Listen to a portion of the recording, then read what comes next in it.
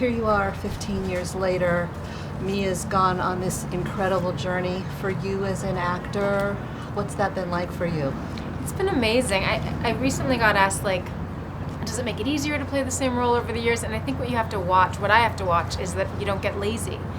Like on Fast and Furious 5, there was so much that I kind of went back and watched 1 and 4 and I tried to like revisit it to see like where we had been and sort of, that was my way of preparing. So it's fun when you sort of have a catalog of stuff to look at. And the idea this time, Mia, they never short shrift the women in these stories, which is kind of lovely when you consider it's action in cars and all of this testosterone. And both you and Michelle have great arcs here. Mia has a lot going on. She does. Mia's like, it's amazing to me because she's so stoic and selfless. And so different from, my response, if my husband were in danger or if my brother were in danger, I'd be like, you guys, let's hole in and like no one's going anywhere. But she's like, you guys have to go out there and deal with this and come back to your family. And it always amazes me how stoic she is and brave. So she's kind of like the voice of reason in the franchise. I think she's always telling the guys, especially Brian and Dom, like, here's what you have to do and sort of pointing them in the right direction.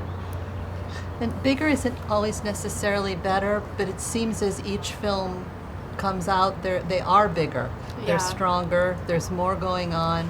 How do you describe this one? I think in a sense, James brought a really different sensibility to it, which was really nice to see. He didn't make the mistake of like, it is bigger, but it's not insane.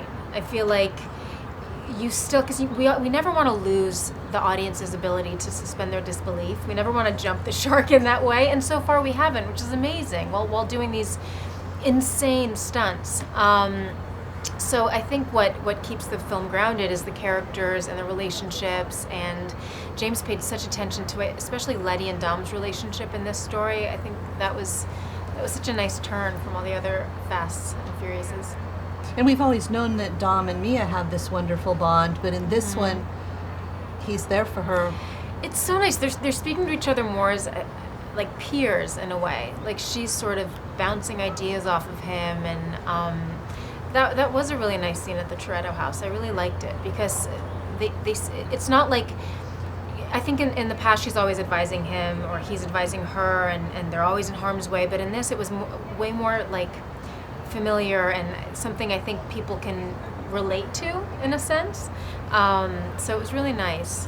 Is it fair to say it's that way with you and Vin as well? It is, in a big way. It's really nice with Vin. I often confide in him, and it's rare with Vin that like you have quick conversations. Like with Vin, everything goes deeper and deeper and deeper, which is really nice. Mia's a mom now. She has a toddler. You're a parent now. Yeah.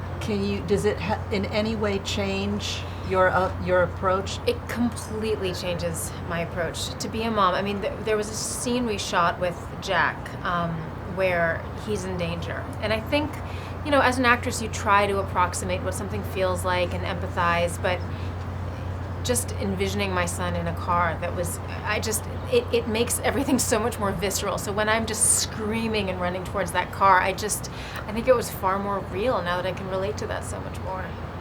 You talked about James a little bit earlier, but what did he bring to this? It was certainly a fresh set of eyes. Yeah, James, the action was done so well, obviously, but he also, there were certain things I read in the script and I was like, gosh, this is so different for our audience. Like, I don't know if they're going to go with this, particularly the very emotional things. And he really dealt with them, especially the flashbacks, in such a way that they weren't too much, they weren't sappy, they were really sweet and artfully done. And I thought that's really tricky in a Fast and Furious film, and he did them so well. Yeah, balance is always tricky in an action film. Oh, yeah. If you don't have heart, if you don't have emotion, it doesn't matter how many cars you crash, right? No, you have to care about the characters.